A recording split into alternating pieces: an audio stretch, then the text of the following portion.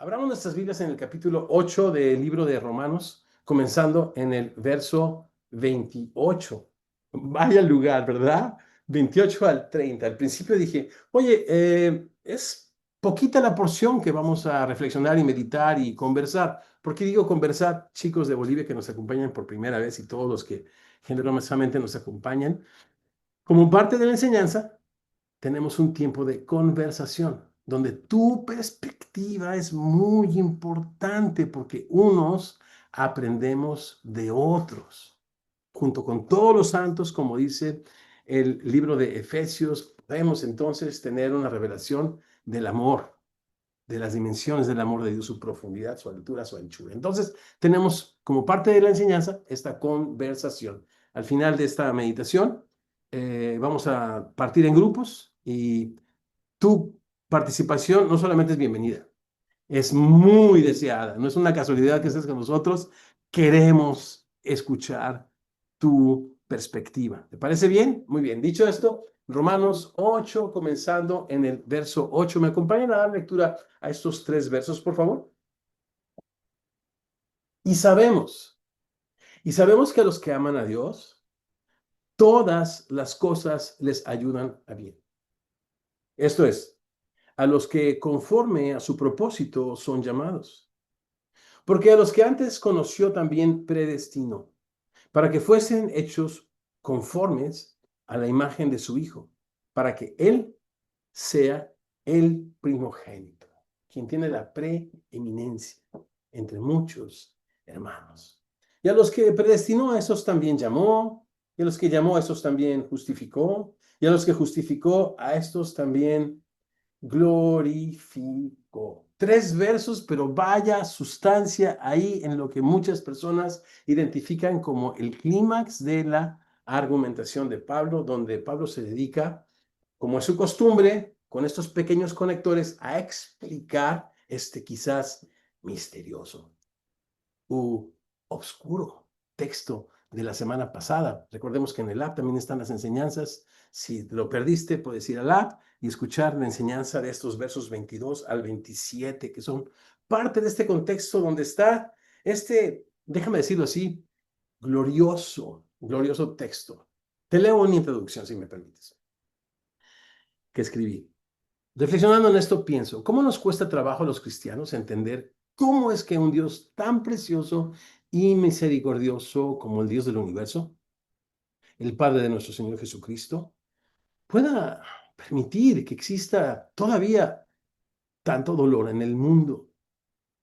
Me parece que parte del problema es que los cristianos, en nuestra manera de ver e interpretar las circunstancias del mundo, a lo que los filósofos y teólogos llaman la cosmovisión, no tenemos presente la narrativa bíblica tocante a la redención, que parte desde el Génesis y llega a su clímax en el ministerio de Jesucristo, donde el sufrimiento y el dolor son protagónicos, donde el sufrimiento y el dolor, en el caso de Jesucristo, le llevan a sufrir el castigo que merecíamos todos nosotros, a llevar nuestros pecados en la cruz del Calvario. Capítulo 8, verso 17, este capítulo donde estamos yendo poquito a poquito, establece que lo que vemos muchas veces no concuerda con lo que esperamos. Permítame recordarte este verso 8:17 que dice, y si hijos también herederos, herederos de Dios y coherederos con Cristo, si es que padecemos juntamente con Él, para que juntamente con Él seamos glorificados. Otra vez, este verso establece que lo que vemos, los padecimientos a veces no concuerdan con lo que esperamos. Esto es, nuestros padecimientos parecerían no reflejar la gloria de Dios. Pero la gran paradoja es que a través de estos sufrimientos, en estos versos, Pablo nos dice que el sufrimiento y la gloria no están tan distantes, que uno se sirve del otro. Y en la imagen de la semana pasada, la creación entera gimiendo como una mujer en trabajo de labor, en dolores de parto, que presenta estos dos aspectos, el sufrimiento, pero también la esperanza, en palabras de Jesús, cuando nace un niño en el mundo.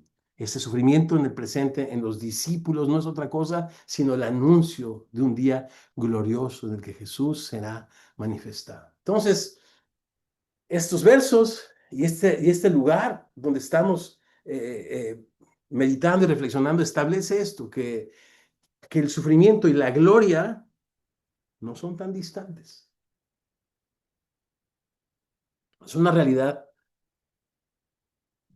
que a los escépticos de todas las épocas les ha costado armonizar las catástrofes, las guerras, los diferentes acontecimientos negativos por los que pasa la humanidad y los propósitos divinos de misericordia y bondad detrás de estos. Y repito, ¿por qué es esto? Porque ignoramos la narrativa bíblica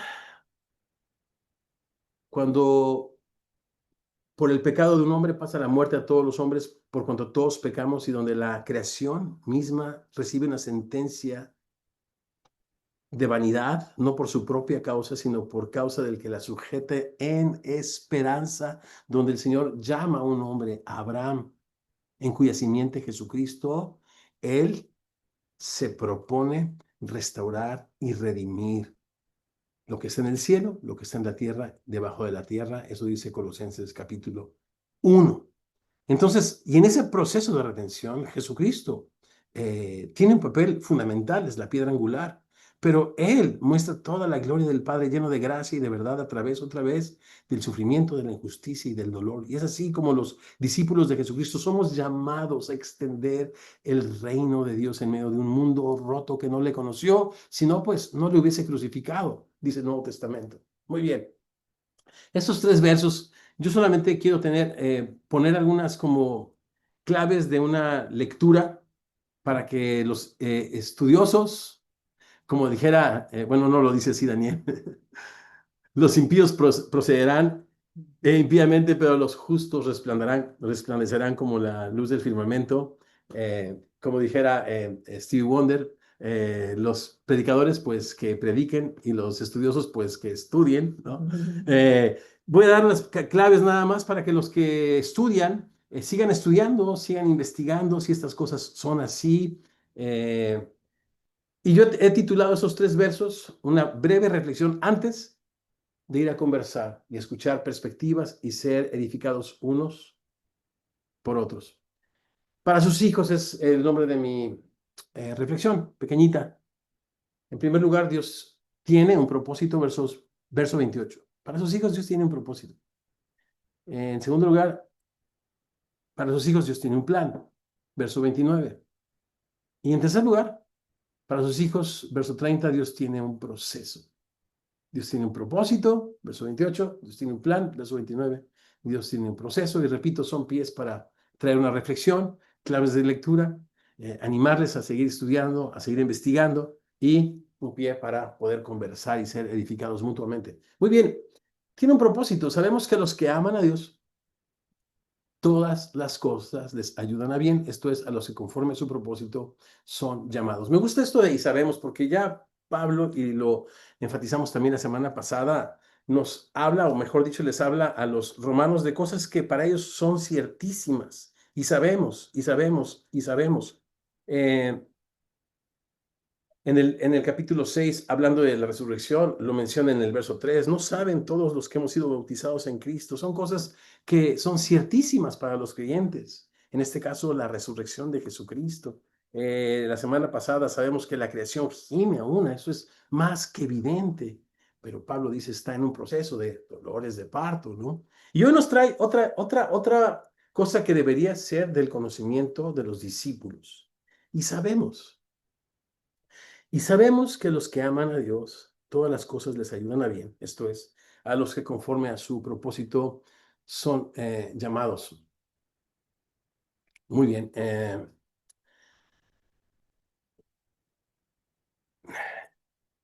Leyendo no una, no dos, no tres, cinco, no cinco, como 10 versiones o 15 versiones diferentes de este verso, me topé con un par de versiones que se las dejo por ahí para que las chequen. Una de ellas es la RIB, Revised English Bible. Y la otra es la KNT, Kingdom New Testament, ¿no? Ambas en inglés. Les traduzco un poco lo que dicen de este verso estas, y a ver si notan alguna variante. Y sabemos que en todo Dios trabaja para el bien con aquellos que le aman, aquellos que han sido llamados de acuerdo a su propósito. Déjame leértela otra vez. Esta es la Revised English Bible. Sabemos que en todo Dios trabaja para el bien con aquellos que le aman. Esto es, los que han sido llamados de acuerdo a su propósito. Te leo la KNT o Kingdom New Testament, que dice, sabemos, de hecho, que Dios trabaja todas las cosas, all things together, hace que todas las cosas. Sabemos, de hecho, que Dios hace que todas las cosas funcionen para bien, con aquellos, with those who love him, con aquellos que le aman, con aquellos que han sido llamados de acuerdo a su propósito. De repente sería interesante, bacano, chévere, padre, alguna palabra en peruano que chévere, bacán, bacán, sería bacán peruano. Esa la usan mucho por todas partes. Es que estoy en casa, de la familia del Faro, de Vita, ya les platicamos y al rato la saludan. Estamos aquí en California. Sería padre como que aquí parar y comentar, hey, ¿cuáles son las diferencias, las similitudes? Eso tú lo puedes hacer como parte de tu estudio bíblico, ver las diferencias, las similitudes. Pero lo que yo veo acá, en principio, es que quien es el sujeto de esta oración es Dios en estas versiones. Quien hace que las cosas funcionen para bien es Dios. Porque nuestra versión, Reina Valera, y sabemos que los que aman a Dios, todas las cosas les ayudan a bien. Cuando se te cae el lápiz, cuando te chocan el carro, cuando te sales sin desayunar, ¿no? Y de repente si eres soltero, tu colaboradora por la que has estado orando para que Dios te la revele, te ofrece una barrita nutriente. Uy, pues funcionó para el bien, ¿no? O sea, wow, ¿qué tal si hubiera desayunado? Me hubiera perdido esta posibilidad. Acá el objeto, perdón, el sujeto de esta oración es Dios. No son todas las cosas. Ahora, la etimología es muy buena cuando esta armoniza con el contexto. Recordemos que en la interpretación bíblica el contexto reina, el contexto reina, el contexto reina. Y lo que estamos leyendo aquí, quien hace todas las cosas es Dios, quien establece esto que le vamos a llamar en un momento más la cadena de oro, ¿no? De la salvación, de principio a fin, es Dios. No podemos dejar al azar. Dios hace que todas las cosas, no, no, no. Hay una intencionalidad detrás de todo esto. Y hay una vocación que abrazar también detrás de todo eso. Por eso, quienes realizan el trabajo somos nosotros.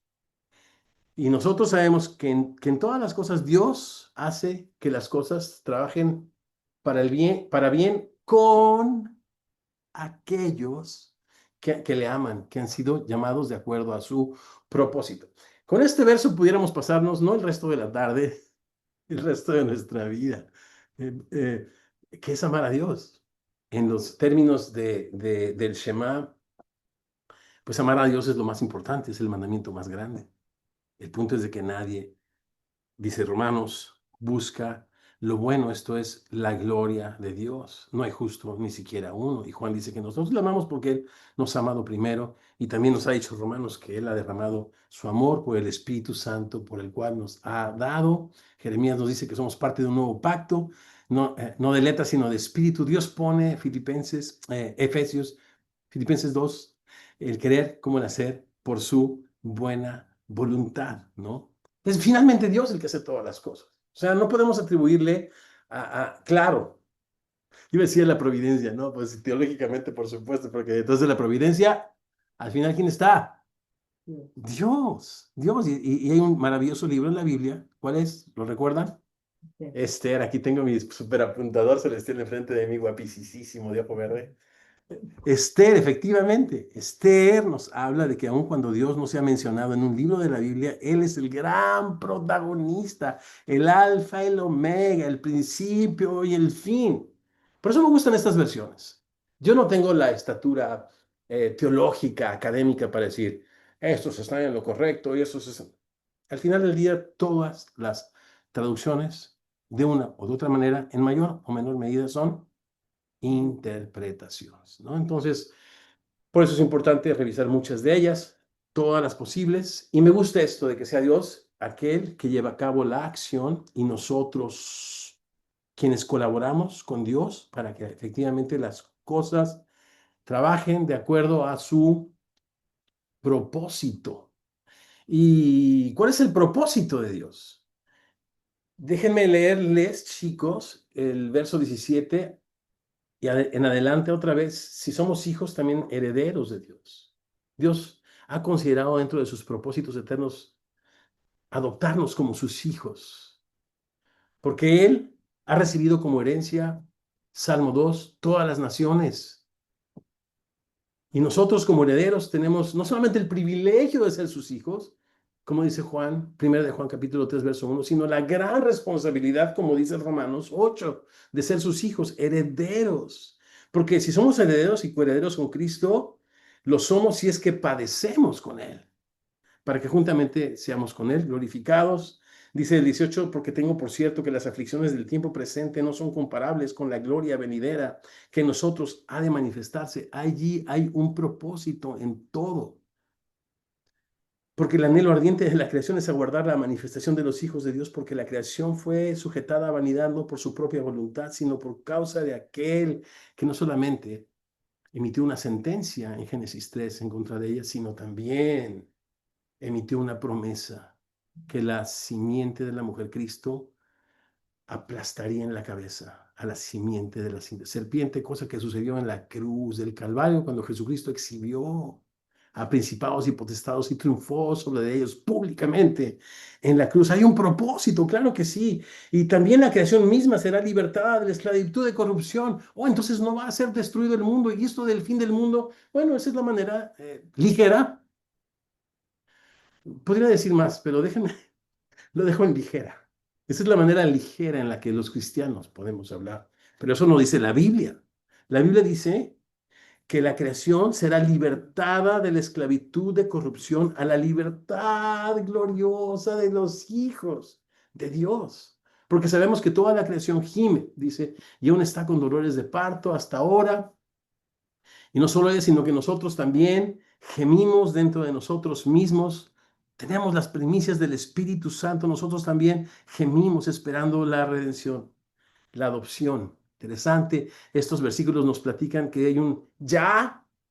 Hemos sido adoptados, hemos sido hijos, pero estamos esperando la adopción en el futuro. Hay un todavía no, hay un proceso de dolores de parto donde se experimenta hoy ya el sufrimiento, pero donde todavía no en esta imagen ha nacido la nueva creación. Por supuesto que Jesucristo resucitó y ha hecho nuevas todas las cosas, pero Jesucristo está pronto para manifestarse, porque en esperanza fuimos salvos, pero en esperanza que se ve nos esperanza, porque lo que alguno ve hay que esperarlo, pero que lo que no vemos con paciencia lo guardamos. De igual manera, el Espíritu nos ayuda en nuestra debilidad, pues qué hemos de pedir como conviene, no lo sabemos. El Espíritu mismo intercede por nosotros con gemidos indecibles. El Espíritu mismo que ha hecho morar Dios en nuestro corazón también gime y está presente ante el dolor humano, ante el clamor de la creación. Y lo hace porque Él escudriña los corazones y sabe cuál es la intención, porque conforme a la voluntad de Dios intercede por los santos. Y entonces el versículo 28 tiene sentido, contexto, contexto, contexto. Y sabemos que los que aman a Dios, todas las cosas les ayudan a bien.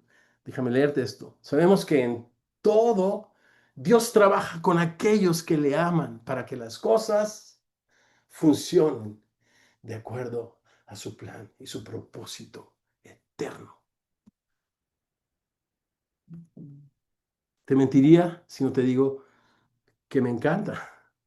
Ahora, los que entienden de griego sabrán que son palabras, muchas de ellas intercambiables, énfasis, temas de semántica, pero cuando se trata de contexto, hacen una gran diferencia. ¿Tiene sentido? Vamos a seguir avanzando. Les dejo estas cosas para que otra vez chequen, pero lo interesante es de que los hijos de Dios, en nuestra pequeño reflexión, para sus hijos Dios tiene un propósito, una vocación que abrazar, un plan, la manifestación de los hijos de Dios en medio de un mundo roto, por el cual el Espíritu Santo gime dentro de los que gemimos, siendo testigos del gemir de una creación que espera ser libertada de la esclavitud a la que fue sometida.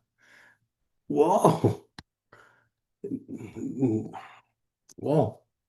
En segundo lugar, para sus hijos Dios tiene un plan. Verso 29, porque a los que antes conoció, también los predestinó para que fuesen hechos conforme a la imagen de su Hijo, para que Él sea el primogénito. Esto es el personaje preeminente, más importante de toda la creación, entre muchos hermanos. Y aquí comienza lo que muchos teólogos, cristianos, estudiosos conocen, o bueno, yo no soy, excepto creyente en Cristo y con discípulo tuyo, pues alguien que disfruta mucho de la lectura de los que sí saben, ¿no? No más que de la lectura de la palabra de Dios. Te mentiría. Pero sí, disfruto de los puntos de vista y ellos han decidido a estos versos llamarles la famosa cadena de oro. Es una cadena de oro, fíjate, que se extiende de principio a fin, ¿no? Del pasado al futuro, de la miseria humana a la gloria divina. O sea, comienza esta imagen con el anticipado conocimiento de Dios en el verso 29 y en el verso 30 habla de la gloria misma, imagínate. Y esto es algo otra vez que no lo hace en este sentido, ¿no? Eh, Nadie más que Dios, quien de principio a fin ha decidido mostrarnos su salvación completa, soberana, gratuita y de una manera eterna, completa para todos aquellos que nos acercamos. Y la única premisa es creer, creer y solamente creer. Muy bien. Ok. eh,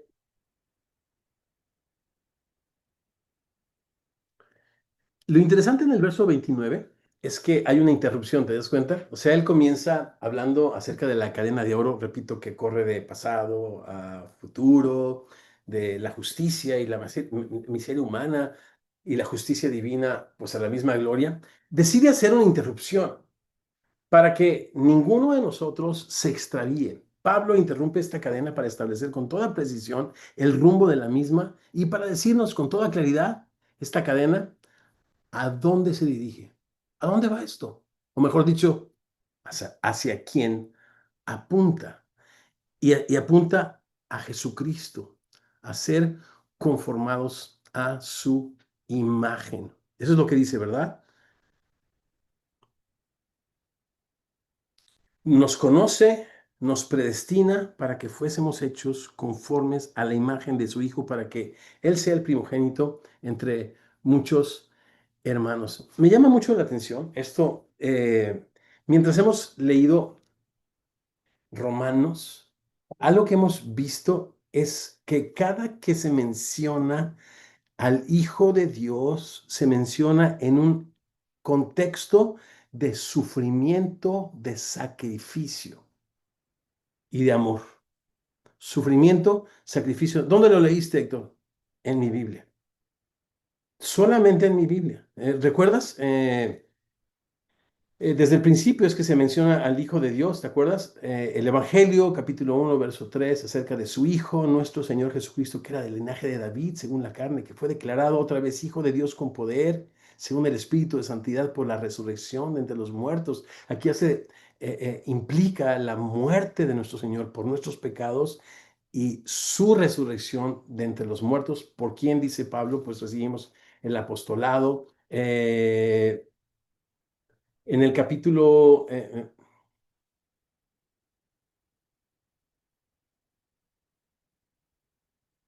Aquí en el 8, en el verso 3, porque lo que era imposible para la ley por cuanto era débil por la carne, Dios envió a su Hijo en semejanza de carne de pecado y a causa del pecado para condenar el pecado en su carne. Otra vez la mención al Hijo de Dios es en el contexto de su muerte, de la bondad de Dios, cuando entrega a su único Hijo por nosotros. Entonces, cuando estamos leyendo en este gran clímax, otra vez la mención del Hijo de Dios que nos conoce y nos predestina para que seamos hechos hijos de Dios. Cuando Él interrumpe esta cadena de oro irrompible que Dios hace de principio a fin, nos dice, hey chicos, pero el propósito de todo esto es de que la vida de su Hijo Jesucristo sea formada en ustedes, que nosotros seamos conformados a su imagen. ¿Y eso qué significa? Bueno, varias cosas. Que la imagen con la que fuimos nosotros creados desde Génesis fue distorsionada por el pecado, ¿no? Dios creó al hombre a su imagen. A imagen de Dios nos creó, varón y hembra nos creó, recuerda. Y nos dio tareas específicas para que esa imagen poderla fructificar, multiplicar, llenar la tierra y con esa imagen gobernarla. Su imagen, su revelación de justicia, de misericordia y de amor. Pero esto se corrompió en el ser humano, pero ahora en la restauración de todas las cosas, en Cristo Jesús, sigue siendo el propósito de Dios que nosotros podamos, compatibles a Él, tener una revelación de su gracia, de su amor, de su justicia y que nosotros seamos un reflejo. Y eso dice la Biblia, el hombre es la gloria o el reflejo de Cristo, el ser humano es el reflejo de Cristo. Y pensando en esto, ¿qué es lo que vamos a reflejar? Su sacrificio, su servicio y su amor. O sea, en el contexto de lo que estamos leyendo, cuando la Biblia nos dice que somos llamados a ser conformes a la imagen de su Hijo, es que Dios está restaurando todas las cosas en Cristo Jesús y que nuestro llamado es a vivir una vida para la gloria de Dios y en servicio de los demás, porque Cristo Jesús no buscó lo suyo. Y la Biblia nos dice que nosotros tengamos el mismo sentir, que Jesús no estimó el ser igual a Dios como cosa que aferrarse, ¿lo recuerdas? Sino que se despojó, no de su deidad, sino se despojó de sí mismo tomando forma de siervo. Y eso es lo que Dios quiere de ti, eso es lo que Dios quiere de mí, que dejemos y abandonemos estas bancas donde estamos pensando que el cristianismo y la preciosa redención de Dios en Cristo es solamente para nuestra comodidad. Para nuestra seguridad, por supuesto, pero nuestra seguridad vimos la semana pasada, verso 1 del capítulo 8, versos finales del capítulo 8, solo son el marco para que abracemos nuestro propósito, la vocación, ser conformados a la imagen de su Hijo Jesucristo, en servicio, en sacrificio y amor por los demás, en el llamado a dar a conocer el Evangelio para la gloria de Dios mismo que abrazó el apóstol Pablo. Otra vez, son claves de lectura para animarte a que sigas investigando, leyendo y llegando a tus propias conclusiones. Hechos 17, 11. ¿Se acuerdan? Los discípulos de Berea, más nobles que los que estaban en Tesalónica, que escudriñaban la Biblia cada día para ver si estas cosas eran así. Verso 30, última reflexión antes de ir a conversar. Verso 30 dice, y a los que predestinó, a estos también llamó. Y a los que llamó, a estos también justificó. Y a los que justificó, a estos también glorificó. Cada una de estas palabras. Bueno, esto está escrito en, en una forma literaria llamada sorites. Sorites es este clímax que una cierta argumentación o al que una cierta argumentación llega después de que un argumento es comprobado por el anterior. Un argumento es comprobado por el anterior. En otras palabras, nos llama porque nos predestina. La base del llamado es que pues fuimos conocidos por Él y predestinados. Y nos justifica, pero nos justifica porque nos llama. Y nos llama porque nos predestina, ¿se entiende? También se le conoce como un clímax literario. Anótalo por ahí, sorites, e investiga qué significa, sorites, en las formas literarias de escritura. Como varios otros en el Nuevo Testamento, es un sorites, es un clímax literario que trata de sorprender, impactar, con el gran finale, que es, nos glorificó. Ese verdaderamente es el gran finale de este Sorites con el que Pablo nos quiere impactar y que quiere que quede en nuestro corazón. Nos ha glorificado y lo interesante es que esto está puesto en pasado, ¿no? En el anticipado conocimiento de Dios, por supuesto, eso ya lo conoció, aunque estamos en el ya y todavía no. Para Dios, el todavía no pues no existe. Alguien trató de explicarlo, yo no sé si es una buena explicación o no, pero esta te la paso al costo, esta no te la voy a cobrar, jajaja, chiste local.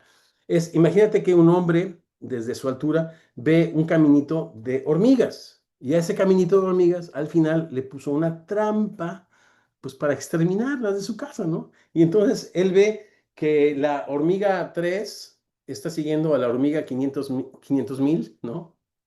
Y mientras que la hormiga 500,000 ya se comió el cebo y está a punto de morirse, la hormiga 3 no tiene ni idea. Pero dentro de la panorámica, él tiene un anticipado conocimiento de lo que va a suceder. Yo considero que esta explicación es demasiado pobre para lo que implica la predestinación, que dicho sea de paso, no puedo entender. Los más grandes eruditos, las mentes más brillantes han tratado de explicarla, ¿no? Pero hay tantas cosas en la Biblia, ¿no? Deuteronomio 29, que muchas que no son reveladas, pero unas que son para el dominio, ¿no? De nuestro Dios. Yo en lo personal considero que esta parte de la predestinación, como dijera la famosa ilustración de San Antonio, ¿te acuerdas? De Antonio no es San Antonio, es San Agustín, Agustín de Hipona, este famoso teólogo, teologazo, que fue la base que usaron los reformadores para escribir tanto y mucho de lo que nosotros hoy apreciamos y nos bendice tanto. Y él habla que estaba en la playa, ¿no? Un niño. Mira, tengo apuntado a usted. ¿Lo quieres contar tú? Tú me lo soplas, ¿ok?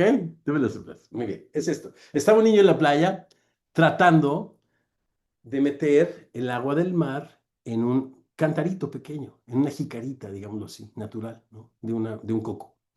Y entonces alguien le pregunta, niño, Agustín, ¿verdad? Llega Agustín y le pregunta, niño, ¿cómo crees que vas a meter toda el agua del mar en esa jicarita? Y el niño le contesta, es una historia que él cuenta, ¿no? ¿Y cómo crees que la mente de Dios vas a ponerla en esta otra jicarita? Y esto de la predestinación, digo, se los dejo para ustedes, eruditos.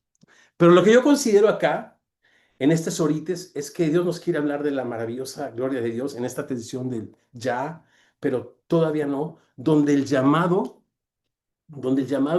es importante. Y en ese sentido, quiero hacerles mención de un par de versos. Aquí está. Por ejemplo, en este llamado, quizás a los que predestina llama. Nuestro llamado es en base a su predestinación y la predestinación en base a su conocimiento en esta cadena irrompible de oro que Dios hace y termina para su gloria, ¿no? Me gusta la idea de pensar, y nunca lo pensé antes, fíjate, no sé por qué, si lo tenía en mi Biblia, pero en Jeremías, en el capítulo 1, verso 5, donde se habla del llamado de Jeremías, se habla también de su vocación. Lo que estoy tratando de decir es que en esta sección, el propósito de Dios, el cual Dios hace cuando trabaja contigo, que todas las cosas contribuyan a bien, es que Dios tiene un propósito para mí y para ti. Pensando en el propósito de Dios, mira lo que el llamado en la Biblia significa. Antes que te formase en el vientre, te conocí. Y antes que nacieses, te santifiqué y te di por profeta a las naciones. Es imposible separar el llamado a conocerle a el llamado a servirle. Nunca Pablo lo hace así. O te doy otra tarea.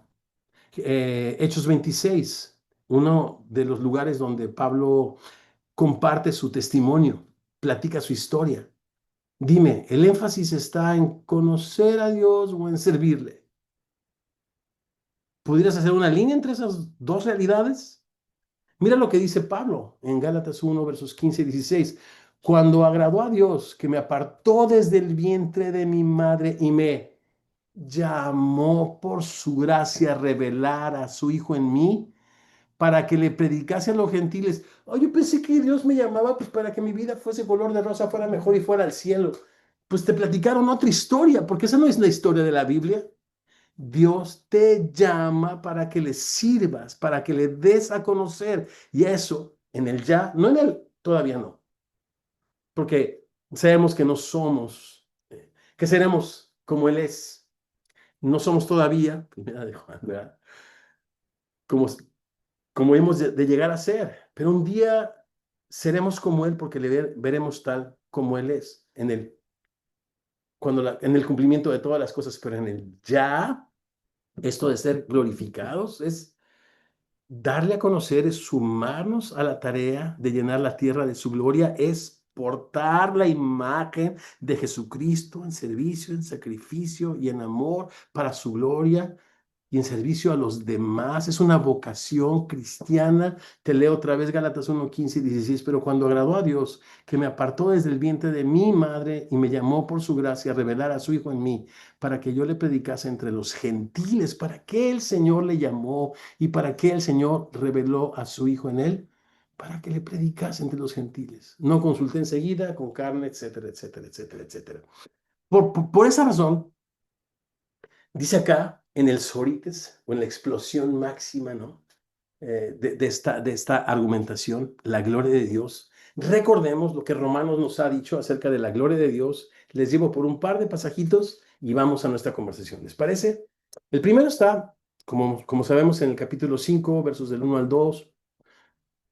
Dice, justificados pues por la fe tenemos paz para con Dios por medio de nuestro Señor Jesucristo, por quien también tenemos entrada por la fe a esta gracia en la cual estamos firmes y nos gloriamos en la esperanza de la gloria de Dios. Nos gloriamos en la esperanza de la gloria de Dios. ¿Cuál es esta? Mira lo que dice el verso 17. Pues si por la transgresión de uno solo reinó la muerte, mucho más reinarán en vida. Estoy leyendo el contexto de Romanos. Mucho más reinarán en vida por uno solo, Jesucristo, los que reciban la abundancia de la gracia y el don de la justicia. ¿Se reina dónde? Porque de repente, cuando Apocalipsis dice en el capítulo 1, versos 5 y 6, al que nos amó y nos lavó con su sangre y nos hizo reyes y sacerdotes para Dios, su Padre, a Él y solo Él, ¿verdad? Sea la gloria, la honra y la alabanza. Pensamos que esto será en algún futuro distante, pero Romanos capítulo 5, verso 17 nos dice, reinarán en vida los que reciban la abundancia de la gracia y el don de la justicia. Entonces la pregunta es, en el ya y en el todavía no, esto de ser glorificados no tiene que ver con el portar la imagen de Cristo, el ser conformados a su imagen y reinar. ¿En qué términos? En los términos del Sermón del Monte. Bienaventurados los humildes, bienaventurados los que lloran, bienaventurados los mansos, bienaventurados los misericordiosos, bienaventurados los pacificadores, los que son perseguidos. De ellos es el reino de Dios. Y nosotros los cristianos, en este llamado y en esta vocación, somos llamados a reinar en vida, en esos términos de servicio, sacrificio y amor por los demás para la gloria de Dios. ¿Les parece que dediquemos un tiempo para conversar, familia preciosa, y regresamos a tomar juntos la cena del Señor? Disfruten su conversación.